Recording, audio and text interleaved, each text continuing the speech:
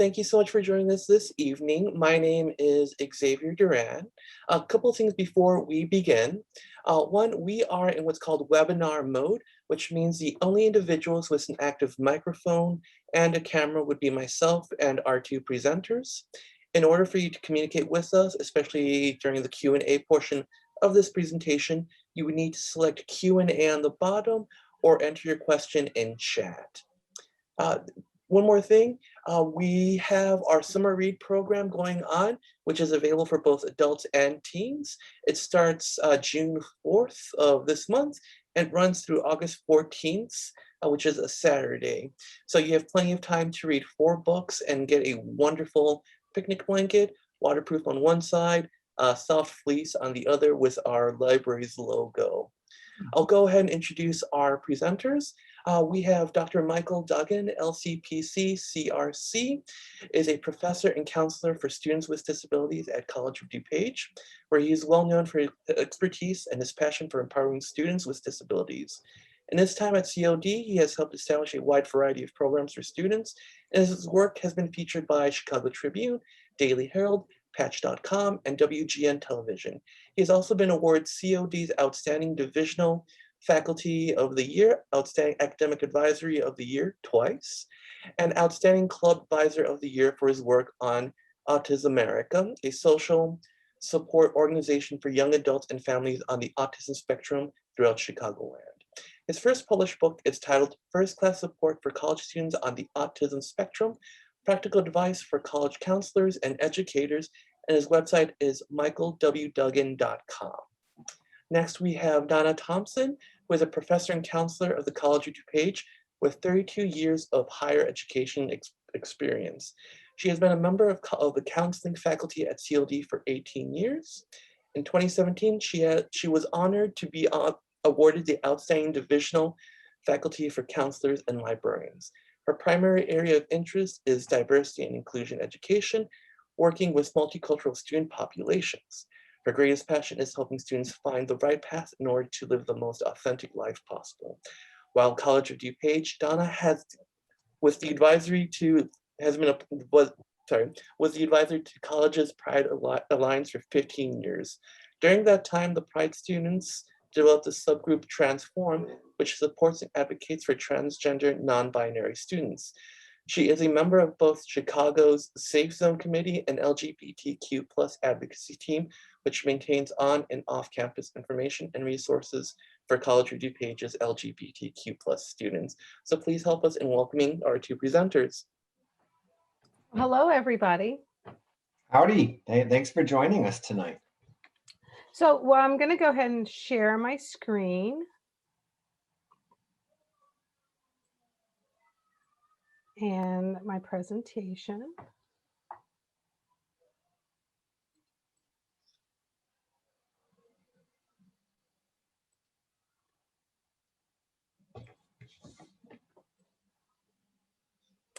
And so what we're going to be talking about today is Marsha P. Johnson and the Stonewall Riots. We're going to cover some pre-Stonewall events and historical events, as well as what was happening pre-Stonewall with the LGBTQ plus community. And then we're going to also end with what's going on now. So we're going to try to give you a full spectrum of what's been happening pre and post Stonewall, as well as focusing in on the Stonewall events. And I think this presentation and the Stonewall in itself really mirrors what's happening in the world today, which I think is lovely. I've been to the Stonewall Inn a few times in my life. And at one period, the Stonewall Inn is a bar, like any other type of gay bar that folks hang out. And at one point, it was a rather dilapidated, running down place. And over the last 20 years, it's been recognized as a historical monument, and now really has become a place of history. And I think that's very analogous to how the gay rights movement has been. There have been up and down movements.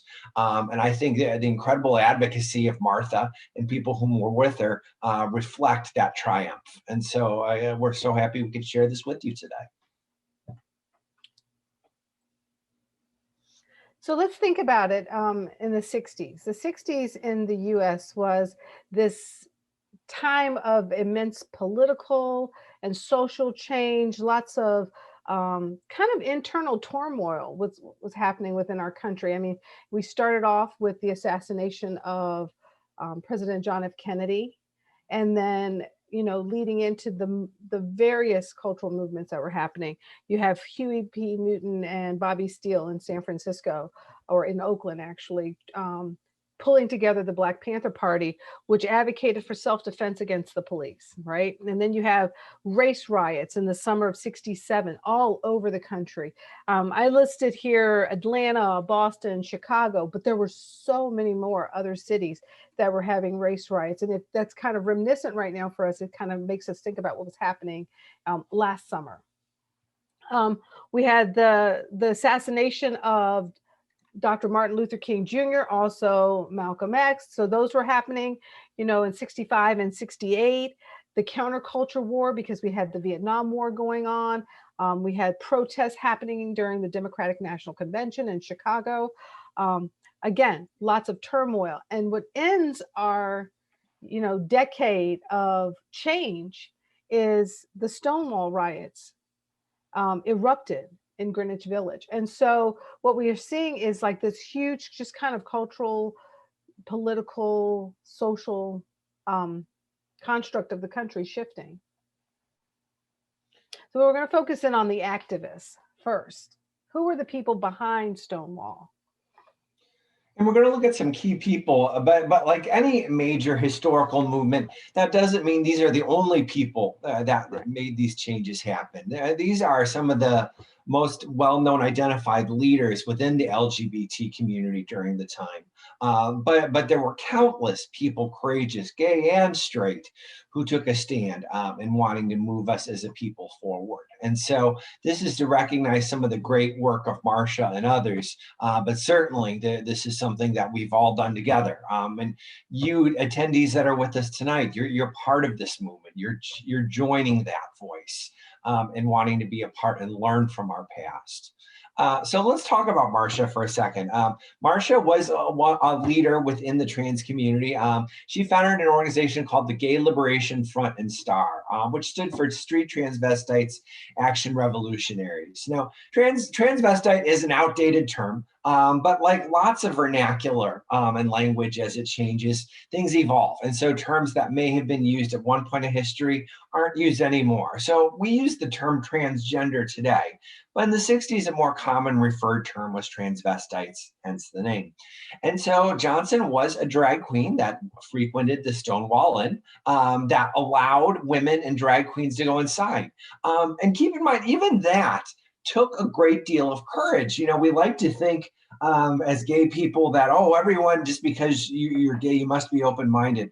Gay men had a closed-minded attitude towards women and trans women in particular during the '60s. And so it took great courage on her part to advocate her presence being in the gay bar just as much as any other person was. And so she was not only an activist within Stonewall, she was an activist before Stonewall. And advocating for drag queens and trans women to be able to be attendees within gay bars. But thanks to her, she was. Now, when it comes to talking about Stonewall, and we're going to get more in depth of this, historians will informally joke about there's that first brick, right? Someone threw a brick, and that brick was thrown to represent all the pain and agony of LGBT folks for hundreds of years. We don't know if there really truly was a metaphorical brick. It may be more of a symbol, but we do know that she was someone who led and organized in moving people forward. And she is famously known, we do have historical account, that she threw a shot glass, declaring that she had I got my civil rights. Keep in mind, during this period of time, police could go into bars without any really reason and harass people. One common ordinance of the time was that people had to have 3 pairs of clothing of the matching gender. A person could not have male and female clothing. And so police officers would go into bars and harass people that were trans and drag queens like Marsha. And so she was one people who said, enough. We are human beings. We have the right to be here. We're not harming anyone. And gay people, GLBT people have rights as well. Now, she wasn't the only person who took a stand. Two other famous people did as well. Were known as Zazu Nova and Jackie Hormona, who we'll talk about in a second.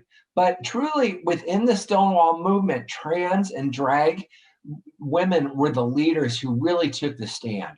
Any forward advocacy truly is done on their shoulders. So then we have Zazu Nova, and interestingly enough, that's the person who many people believe kind of started the whole riot, the pushback. It's kind of said that it was her attitude. Of all the people who have been identified, this was the individual who had the attitude to go in there and get in the face of police and to kind of start things going. And she did it because she was protecting her friend, who the next person down is Stormé de la Verrier. And Stormé was I don't know if necessarily you consider her a drag king, but she was definitely a very out and outspoken lesbian. And she had been harassed by police and so forth. And it was her kind of situation that kind of sparked or started the spark for the whole riot. And they consider her to be the Rosa Parks of the LGBT community. I'm going to show you something a little bit later on Jackie Hormona. Not a lot in there. They know that Jackie was there. We know that Jackie was involved, but Jackie is actually famously pictured in one of the pictures going forward. Another leader and activist was Sylvia Rivera, who was a close friend of Marsha P. Johnson and co-founded the STAR organization I mentioned previously. She was a transgender woman who fought with a police officer after being prodded by a nightstick. And she was the founder of the New York City Transgender Rights Bill and the Trans-Inclusive New York Sexual Orientation and Non-Discrimination Act. Another thing to note too, you'll note all these advocates that we're talking about, they were all people of color. They truly are the people who took a stand.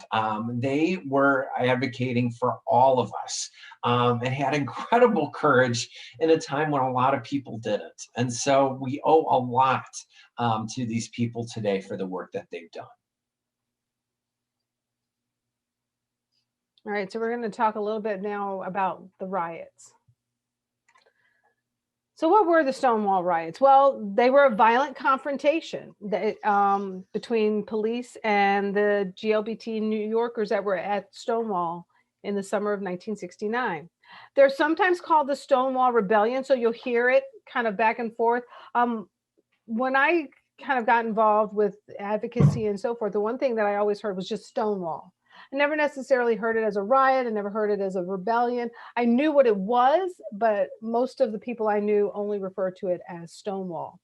And it is kind of noted as the birthplace or the birth incident that created the modern gay rights movement. And I want to emphasize that word modern because I want you to understand that people in the LGBTQ plus community have been advocating for rights for a long time. But this was this kind of the spark. And again, if you think about the civil rights movement, if you think about the 1960s, there's this kind of new nature of how we go out and try to look at and getting our rights, women's rights and so forth. And so this was now the time for gay rights to kind of come forward. Go ahead, you want to talk? And then I'll show the video. Okay. So what was life before Stonewall?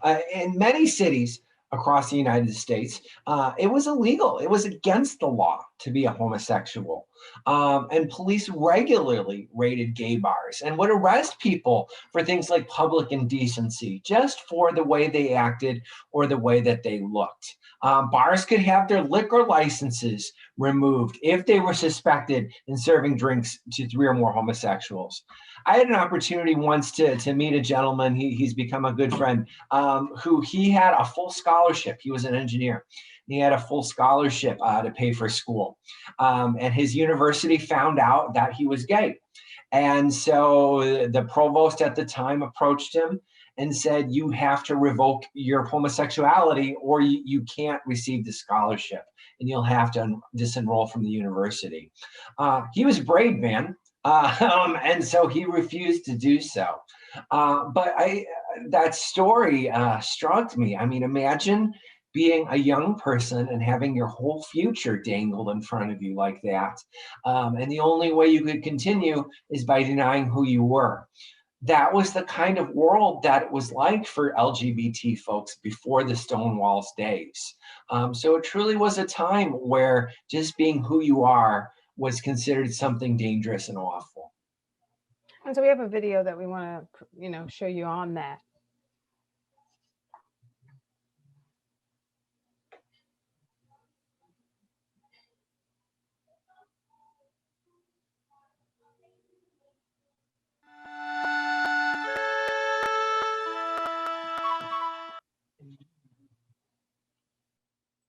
Homosexuality, gays and lesbians, they've been around since the beginning of mankind, really. But it really first draws notice as communities with industrialization. So what you're doing is you're getting people from the country, they're moving into the cities, they're getting separated from their families, they have a little bit more freedom, a lot more anonymity, and they start forming their own groups. And some of those groups start becoming LGBT communities. But it doesn't really spark further out. The foundation of that comes with World War II.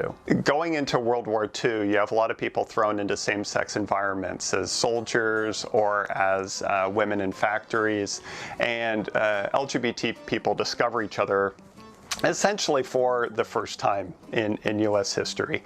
And when they come back home, they decide they're going to stay in San Francisco and L.A. and New York and Washington, D.C. What happens, though, is that in the East, there's purges of gay and lesbian people within federal employment. So it kind of leads to a little bit of a migration out west. A gentleman named Harry Hay realized that the LGBT community is an oppressed minority group. And so he starts voicing that opinion. Starting in the 1940s, he starts writing about it to his own and handing it out to other people. He goes to beaches to get people interested. Nobody is interested. It's dangerous to be LGBT. We don't want to stir up any more trouble than we're already getting, but he eventually gets a small following, and that's how the Mattachine Society starts. He built it on communist fundamentals, and so highly secretive. They didn't even know if they could gather at this particular time, if that would even be legal. Bars were continually being raided and closed and people arrested. Disorderly conduct laws could be used against gays and lesbians at the time for wearing anything like an article of clothing of the opposite gender, holding hands. Any sort of affection towards a member of the same sex could get you thrown in jail. The inmates and police really had very little sympathy for the gay and lesbian community. They would lose their jobs. Often their employers were contacted, and that was a reason to be fired during that era. In fact, in 1953, Eisenhower signed a law which made it illegal to be gay in federal employment. That sort of statute was carried on through various state and local governments as well. They were also very scared about Hoover and Hoover's capabilities in surveillance. When they set up these meetings, they would set it up in a household, but they wouldn't tell the people whose household it was. They wouldn't say who was leading the meeting. They only used people's first names. They would arrive at staggered times, so it wouldn't be obvious there was a meeting at all. They would close the windows. People would leave at different times. They'd put the telephones in cabinets and lock them up because they were afraid of eavesdropping devices. And this sort of cloak of secrecy was to protect the members and to try to grow membership before authorities could come in and really shut them down. To find your way into a community and perhaps maybe even become politically active was a very difficult journey to undertake in the 1950s.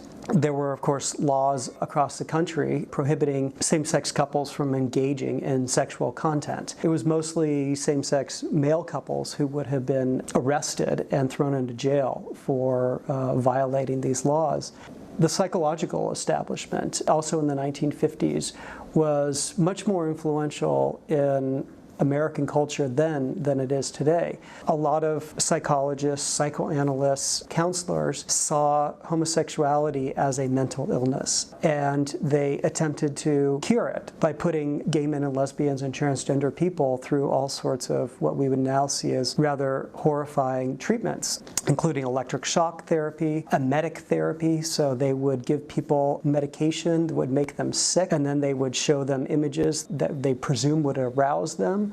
So instead of being aroused, the subjects would become sick. And then, of course, religious organizations were very homophobic as well. Many church-going people and ministers and priests labeled homosexuality a grave sin. I was born in Texas as a daughter of a Baptist preacher. I came out in '61, but from the late 50s, I know about the scene only from my sister. She was at Texas Women's University, and she was expelled for being homosexual. Very often, women would just like disappear overnight because they would have these purges every now and then. Brenda was more of a dramatic than that. They didn't just whisk her away at night. Her lover's father down in Houston had gotten hold of some love notes they had sent each other, and he locked her lover up in the house under house arrest. Brenda drove down to Houston, knocked on the door. She was going to rescue Joan.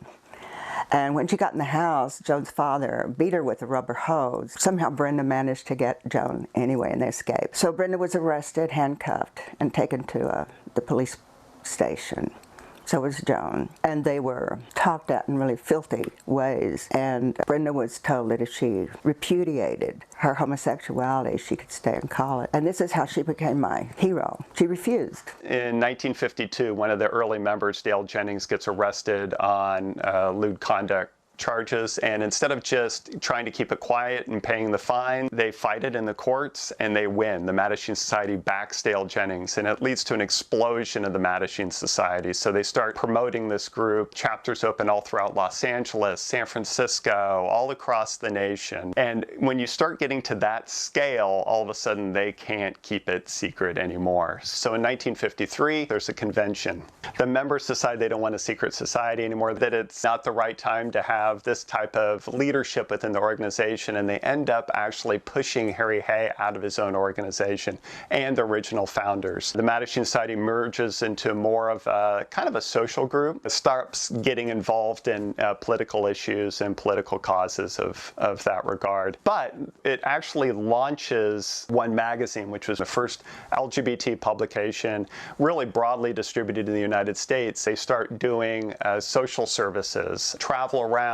They go to New York and Chicago and San Francisco and work with groups there to raise education, to raise consciousness. And it really kind of starts building really on what the Mattachine Society did, on the idea that the LGBT community is an oppressed minority group and they need to come together to fight for civil rights. The Tavern Guild was founded in San Francisco by and for the owners of gay bars and their employees. Gay bars had a very short shelf life. They would maybe be open for a couple of years. If a bar was closed, typically what would happen would be the Tavern Guild would help the bartenders and the barbacks find jobs in other gay bars, because these people were typically out and well known. They could only find employment in other gay bars.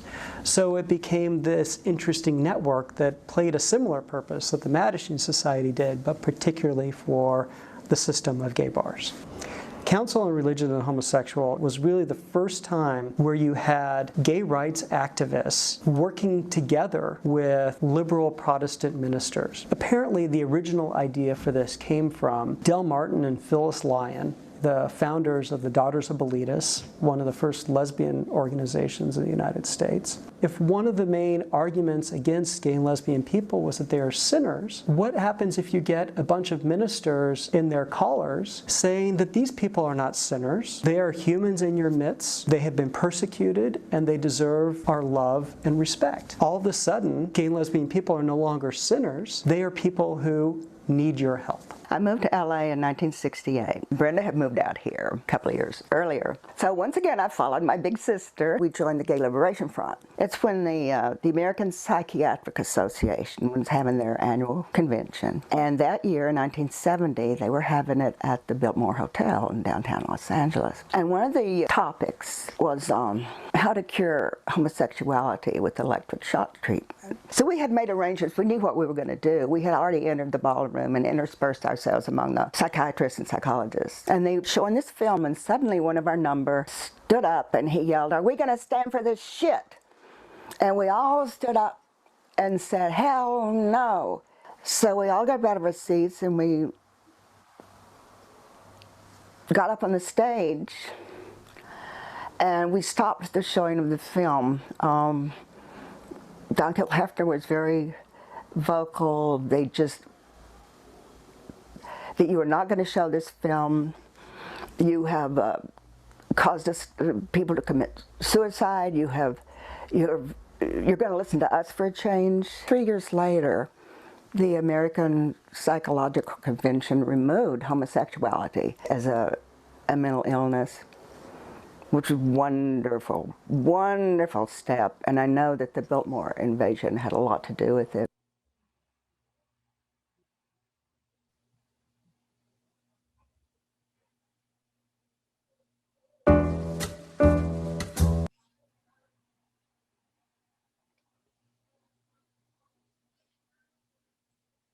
Okay, so as you can see, prior to Stonewall, there was always a movement towards, civil rights, being able to live authentically and so forth. But then here comes Stonewall. About Stonewall, Michael? sorry. Yeah, the Stonewall Inn. So the Stonewall Inn is a bar, and it's a small bar, actually, and in downtown New York City. And it was a haven for gay men and drag queens, many of who were Hispanic or African American would frequent. It operated for many years without a liquor license because it was denied by the city of New York. And it was under constant scrutiny by the city of New York. Frequently, police officers would come in, just like I mentioned in the video, and people would be randomly arrested for things like not having clothing of matching gender, or for being lewd, or for public indecency, for just random reasons, for any reason that the police officer felt in doing so. And so it became a place of a lot of pain, but it also became ultimately a place of strength and change. So the riots begin, right? A parking meter was used to force police out the door. The police are beating Stonewall customers and anyone else that's nearby. Dave Van Ronk is a heterosexual folk singer. He was walking by and he got beaten. So it was just a melee of what was happening. Now, I told you I was going to tell you a little bit more about Jackie Harmona, right? And so there's Jackie.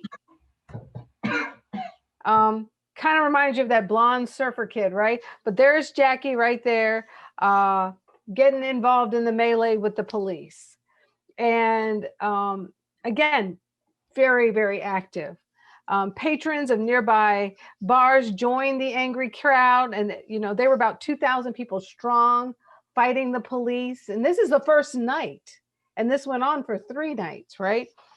Bottles and rocks are thrown, and rioters are chanting, "Gay power, gay power." And tactical police force and riot gear are called in, and they fight until 4 a.m. And then finally, the violence stops. And so how does the media react? Well, remember, you have to think about what the ideology of the time was. So it was framed in the media as being something where innocent policemen were hurt, doing nothing but their jobs, whereas violent homosexuals attacked, throwing bricks and throwing bombs and garbage until 3 a.m. And so it shows that there's always more than one side to a story. If a person read this article in a newspaper, they would have one reaction, but if you were there in person, you knew a much different side of the story. And so even with the world against them, the people of Stonewall rebelled, and they stood up against the police who were treating them unfairly just for being who they were. A sign on the door said, "This is a private club, members only. Only soft drinks were being served." I like that last line. Hmm. But the rioting goes on for 2 and 3 days. And by the end of the night, by the end of it all, 4 nights later, 1,000 people had gathered at Stonewall Inn and rioted again. And now we have extensive property damage. And this is an actual photo that I found of kind of what was it like afterwards. So the fire departments, they're putting out the fires of what is essentially a melee, a riot, a rebellion. But And it brought so, about something, right, Michael? sorry? It brought about something. Yeah, absolutely. And I mean, that's how history is. If we look at historical periods, it takes these types of things to bring about change. You know, when we look in the summer of 1965, this really did ignite the people. And there were people all across the country who felt that people who were LGBT were people. And so we see these protests everywhere, in particular in Greenwich Village, which kind of became the epicenter within New York City, but across the country, people, LGBT folks, start organizing and start demanding that they receive the equal treatment that they deserve. And you can see Marsha there in the midst of it all. So after Stonewall, what happens? Unannounced police raids of gay bars decline. Gay Americans began to recognize that activism, not silence, is what's going to protect them from harassment and discrimination. And the Gay Liberation Front is formed immediately after Stonewall, and then they start opening chapters all across the country. So really starting to organize and starting to identify, you know, not just within one group, but then across the country. And we look throughout history, and so because of that and many other courageous feats that people throughout this time took, we now come to today, where we see gay pride marches done throughout the country, normally in the month of June to commemorate the Stonewall Riots. We see all kinds of organizations that provide things like legal defense rights for people, for protection against for protection against discrimination and advocating for marriage equality. And that resonates through all levels of society. Even in this presentation tonight, you know, I applaud Xavier for inviting this type of presentation. How wonderful is it that we can be here celebrating the courage of these people and openly being the people that we are today. And so that's what Pride is truly about. I think perhaps some of the younger generational students may not be knowing that there really were key significant events and key people that without them, we would not be where we are today. And Marsha P. Johnson is an excellent example.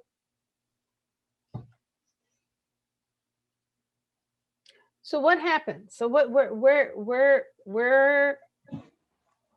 have we been? Where are we going? You know, that's kind of the question, right? What's happening in the LGBT community today? So we talked a little bit about what life was like coming out prior to Stonewall, but just a couple of other events. The Society of Human Rights, which was the first documented gay rights group, formed by Henry Gerber here in Chicago. Henry Gerber, sorry. And you can go downtown Chicago, and I believe it is like a monument. That's not a monument. What am I looking for? A historical site that you can go and you can visit and so forth. The Harlem Renaissance. I think that was probably there's part of me as an African-American woman who kind of knows, right? The Harlem Renaissance, more than likely had a few LGBTQ plus people in there. But I love this quote by Henry Louis Gates, where he says the Renaissance was as surely gay as it was Black. And it was this time of just literary revival and so forth, especially within the African-American community, which is a community that often doesn't celebrate its LGBTQ plus members. And then the pansy craze of the 1930s was, the kickoff to gay nightlife. And so I think that it's a pretty prominent place for us to be, because we're talking about a nightclub or a bar, in which kind of starts off that movement of the modern day times. And then we already talked about the APA and what was happening with that. So obviously after Stonewall in the 70s, we start to see some real social change happening. We see things like Kathy Kozachenko elected to the Ann Arbor City Council as the first openly gay person to be in a high level of politics. The American Psychiatric Association, like previously mentioned, removes the term homosexuality from the APA, from the DSM. Harvey Milk, who was a famous advocate in San Francisco, introduced gay rights ordinances protecting gays. So this is the first time we see laws that aren't punishing gays, but protecting them. And so, of course, he was murdered a year later, as often people who advocate and have courage do when it comes to civil rights. And probably the first most significant event, if you look at history books, this often comes up. 1979, there was the first well-organized, large march to happen in Washington, D.C., with an estimated 75,000 LGBT and allies folks participating, advocating for gay rights. You know, I didn't put this in here because I wanted to keep it relatively positive with our slides and so forth. But I think about Harvey Milk, and if you've ever seen the movie Milk, you may know a little bit about it. But a lot of his writing of his ordinances was in direct result of what was happening in Florida. And at the time, you had Anita Bryant, who was like this very famous singer, really well known in commercials for selling orange juice and so forth, who was helping to write ordinances exactly opposite, right? She wanted to ban people from holding jobs. She wanted to, especially in that Miami-Dade County, right? In that area. And so he sees this happening and he comes out, you know, he's here in San Francisco and he's like, no, this is what he's going to do. And it just kind of followed suit in other California communities and so forth. And Michael didn't mention it, but he was actually killed by one of his coworkers, who was later convicted. In the 1980s, we see some change happening here in the Midwest, right? So Wisconsin becomes the first state to outlaw discrimination based on sexual orientation. And we're going to show you a little bit later in the presentation a map that kind of lets you know what's happening legally throughout the country. And then in 1987, you know, being a 1986 graduate from high school, but in 1987, hundreds of thousands of activists march on Washington and demand that the administration, the political administration at the time, to start doing something about the AIDS crisis, because by now we're having thousands of people die. I know I go back and I look at my yearbook and I see, you know, that was like the topic when I graduated from high school. In the 90s, we start to see some more organized social change. In 1993, the don't ask, don't tell policy was employed. So now a person, still not the best, but at least a person could be gay and not be eliminated for being gay, as long as they didn't talk about it. Coretta Scott King, a famous civil rights advocate, advocates that there needs to be civil rights advocacy against homophobia specifically. And probably a really key event in '98 was Ellen. At that point, no major celebrity had ever come out. No one had really been openly gay. And she became one of the first. On her self-titled show, Ellen, she comes out in her television show as being a lesbian. And I remember when this happened, people were disgusted. People threatened boycotting ABC. People wouldn't buy products from the advertisers who advertised on Ellen's show. It really became a polarizing event in society. And now we see commercials featuring LGBT folks all the time. And we smirk, it's no big deal. But for Ellen to do what she did in '98 took incredible courage. And she lost her career for a while. Yeah. She had to rebuild her career. So we're going to show you two video clips. We're going to show you the episode, the clip in the episode where she comes out. But then we're going to also show you what she reflected on with that 20 years later.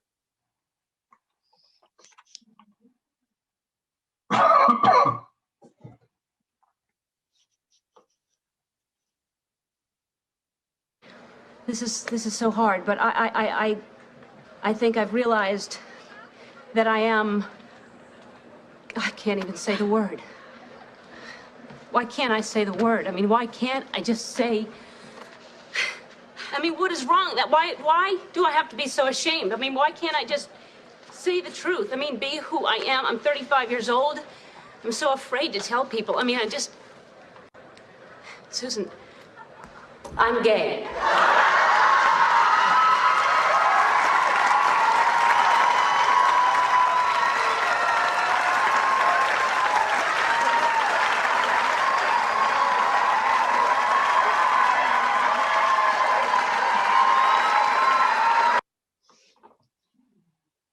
Here, see if I can catch this before it goes into the next one. That's the only thing about using YouTube, right? Hopefully we won't get a commercial. Hopefully we won't get a commercial. We got a great commercial when we were test running this. Want to save over Oh, $300? okay. Never mind. Comparing rates at bankrate.com can help you lower your monthly mortgage payment. Until you can skip it. I hate that about that. Particular show, the energy in the room was like, it was electric. It was insane. And every time I would say, I'm gay, when I'd lean forward to the microphone and say I'm gay for the rehearsal, every time I'd sob. Because I had never said that, you know? I mean, I think I'd said it, you know, once to my mother when I came out. Like, you don't walk around saying I'm gay to one another. Because, you know, if you're in a gay bar, you pretty much, like, nobody just goes over and says, I'm gay. So to say the words I'm gay came from such a place of like, you know, like I said, it had been shame, it had been, you know, just self-hatred and you know, all these feelings that society feeds you on a daily basis to tell you that you're wrong. So for me to say I'm gay was just this. Every rehearsal I would sob. I finally, for the show, thank God, it had all kind of come out of me because I wasn't supposed to sob. But it was a very emotional show.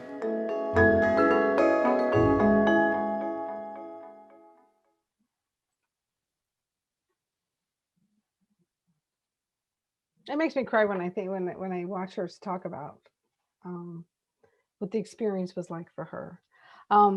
And then, of course, in the late 90s, we had probably one of the most tragic events happen, and that was the death of Matthew Shepard, who was an openly gay man, savagely beaten in Laramie, Wyoming, tied to a fence post, left there to die. And the interesting thing about it is that it sparked a national discussion on hate crimes, especially hate crimes that involved LGBTQ folks. But I just recently, last year, the college showed a play called After Laramie. And to this day, it is still controversial in Wyoming to refer to this as a hate crime. They'll talk about it being a murder. They'll talk about it being, you know, the death, a tragic event. They all agree, but they cannot agree that it's a hate crime. And they won't pass legislation in Wyoming to protect LGBTQ folks as a hate crime, a tax for it.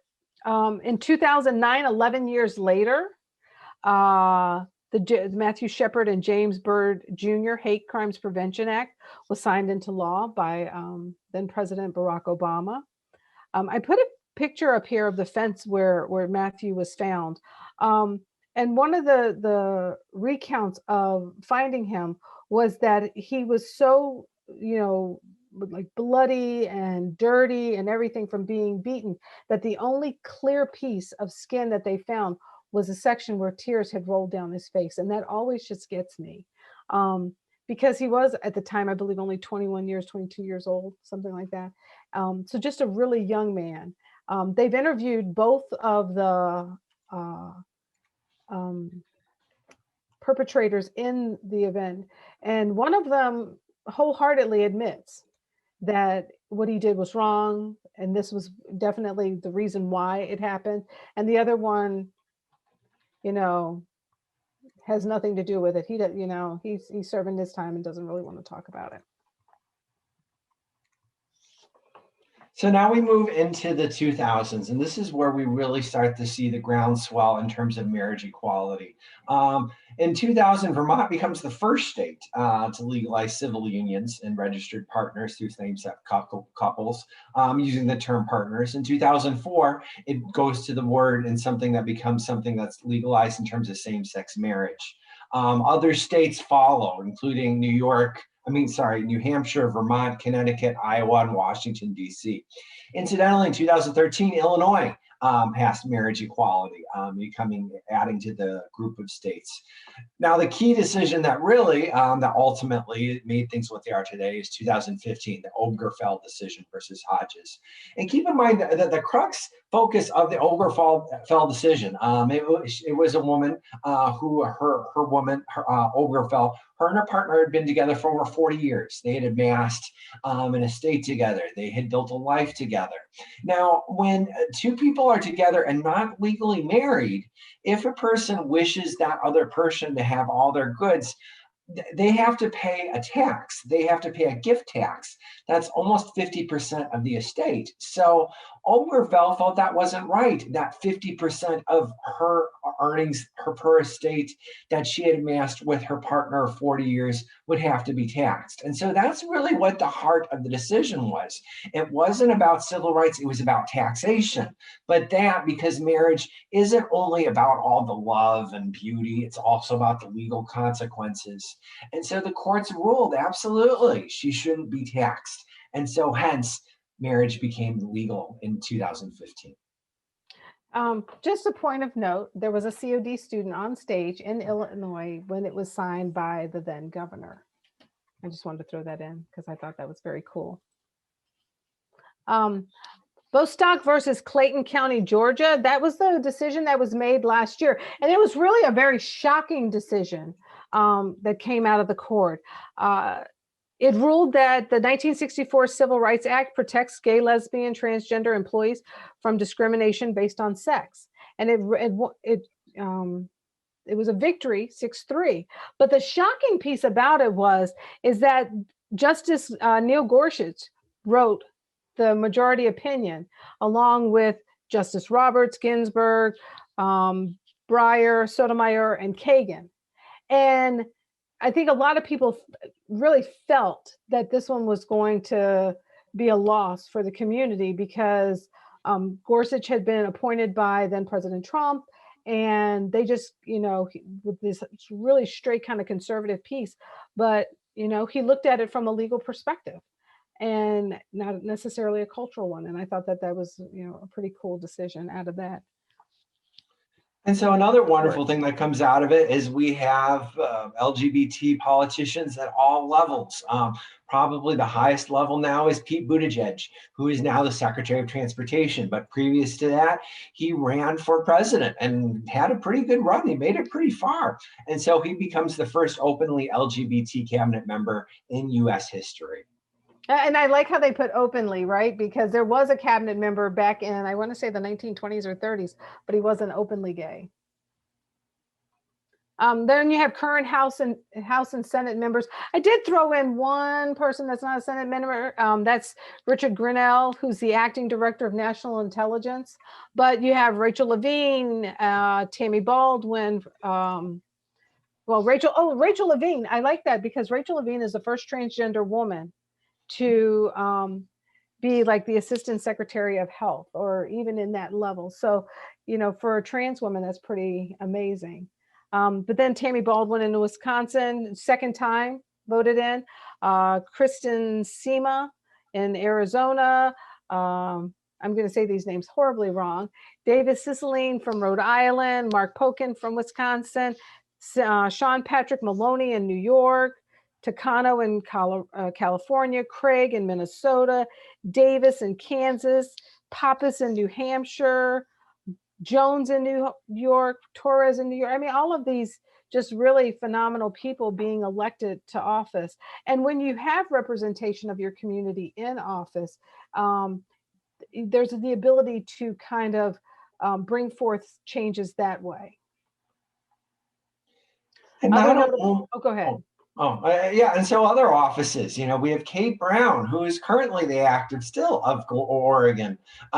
We have people like Lori Lightfoot, obviously in Chicago, who frequently refers to her wife in news, our stories and ads. Jared Polis, governor of Colorado.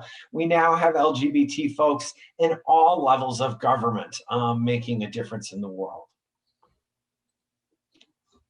And so just to give you a kind of an idea of like the difference in like laws and so forth, state by state, we looked at this, put this map up. I'm going to bring up the actual live map. And you can kind of get a snapshot, right, of what's happening, overall policy tally. So the dark green is where it's really high. So there we are sitting in Illinois, really high policies. Red is the most negative, and it's eight states, mostly South, except for South Dakota. And you go in and you look at sexual orientation. Interestingly, when you're talking about overall policies, right? Sometimes a state ends up being, one of the red states in overall policy, because while they may have policies that are beneficial to LGBT folks, it's the transgender folks that aren't getting the same equal rights. And you can choose a state. So I don't know if I can do that right now. Then there, gender identities, as we said before, lots of kind of negative identity policy tallies here happening. And you kind of go down and you can see what the negative ones are.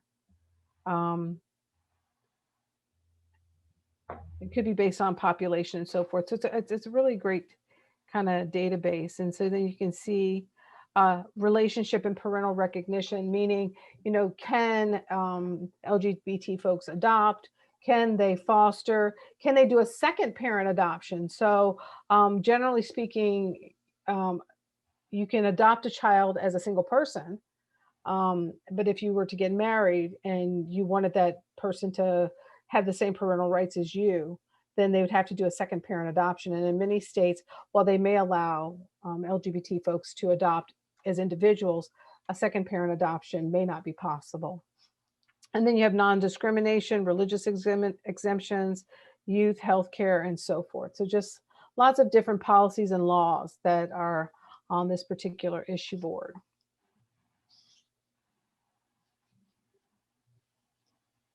And so we'll wrap up. We have a list of the different sources that we used for this presentation today. And so that includes some of these. Again, if it weren't for the courage of people like Marsha P. Johnson, we would never be where we are today. And how wonderful it is that we are. So we thank you. Do you have any questions?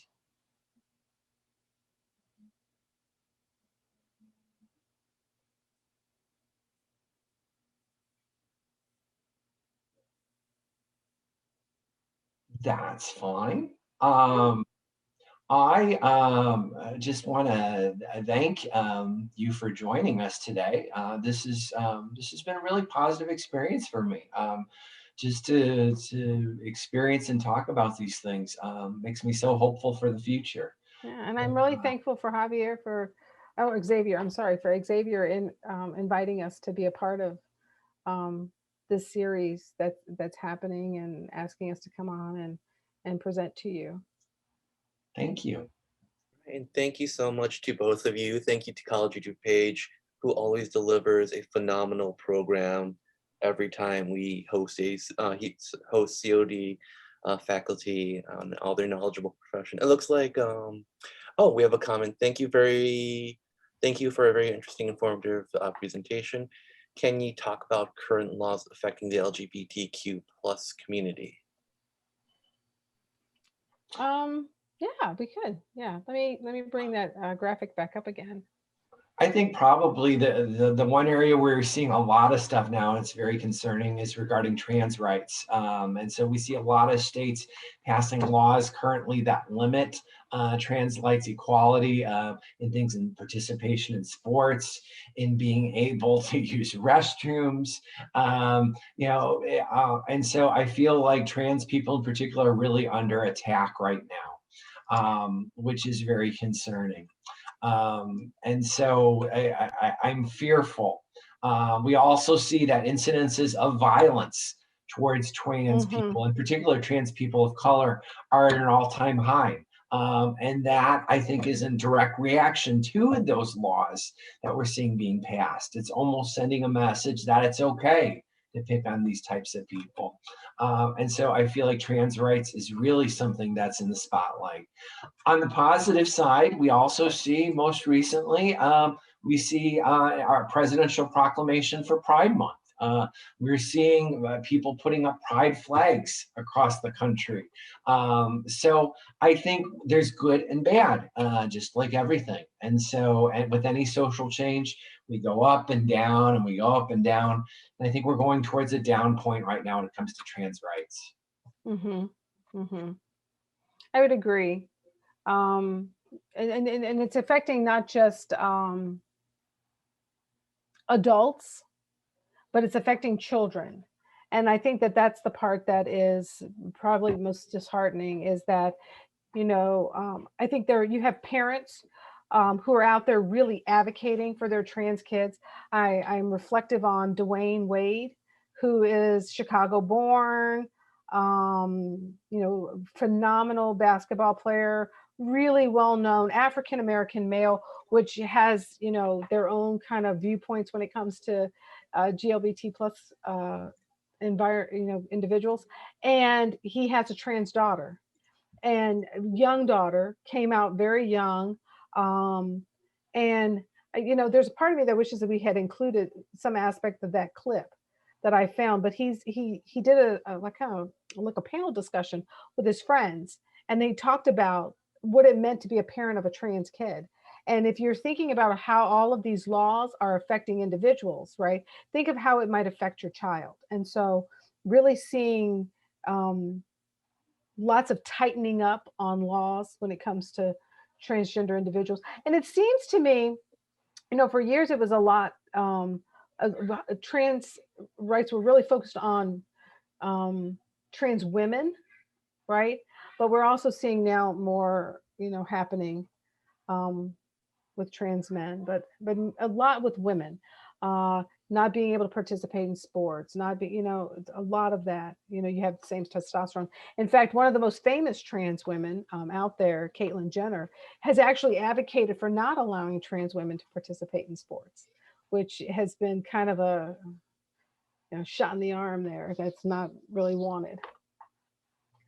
I put up here some of the laws, right? So if you see here, there's some laws banning, in Texas. I decided to choose one of the states that was red so I could see what was happening. But yeah, housing discrimination, public accommodation discrimination, right? All of that happening. Really negative when it comes to private wedding and services, and laws for people to discriminate against LGBTQ plus people coming for medical care, for services, that if they want services done for a wedding or for marriage licenses and things like that. This one's interesting. A negative law, don't say gay, law barring for explicitly restricting educators from discussing LGBTQ stuff in schools. So we're seeing some of that. My daughter, well aware of, GLBTQ people. I remember her coming home from school at 4 and saying, "Mommy, did you know 2 women can marry?" I said, "Yes. And what do you think of that?" And she says, "Well, if they want to marry each other, fine." And, and that, I thought that was great, that at 4, her daycare had kind of talked about that with them, and had read books about it. And so really, great. But then there are some states that are banning that ability for educators to do that. And we saw there with private insurance companies, just basic, medical care of trans youth, health providers not providing insurance for trans youth, just Medicaid policies covering trans people, just really around health laws. And then, of course, being able to change names, change gender on licenses and so forth. So Texas is low on sexual orientation and negative when it comes to gender identity. So I thought I'd pick that state. Give you a little bit. There's a couple of city ordinances that are out there with some protection, usually kind of around big areas, Austin, Dallas, things like that. Which makes you wonder if proximity helps with education and tolerance and, all of that. And I think that, seeing that in Texas, probably so. I see that in my aging aunts and uncles, right? They're born in the 30s, early 40s, and so forth. And my aunt had a gay couple living next door to her. And she first called and she's like, I've got 2 men living next door. And I said, well, what do you think about that? She said, they're nice. They keep their lawn nice. And I thought, okay. And then they started sharing dog tips because they had dogs and when one of them passed away, my aunt was devastated. And when the other one moved away to a smaller, she was just very upset. She's like, I don't know who I'm going to get now. So it was really great for an 80-year-old woman to feel that way.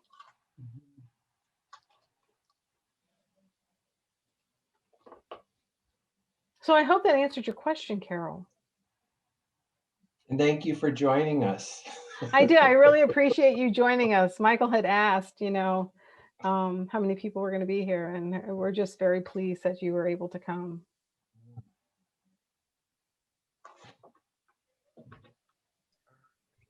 All right. Thank you so much again. Wonderful. Thank you to the participants. Ooh. Yeah, Carol, hey. Yes, thank you. I hope those laws can be overturned. Yes. In time. I'm always hopeful for the future. Definitely. Definitely. All right. Thank you so much. And well, again, thank you for having us. Yeah. Stay well, everybody. It was great to meet you, Xavier. Oh, pleasure. Take care. Yeah. All right. Bye-bye.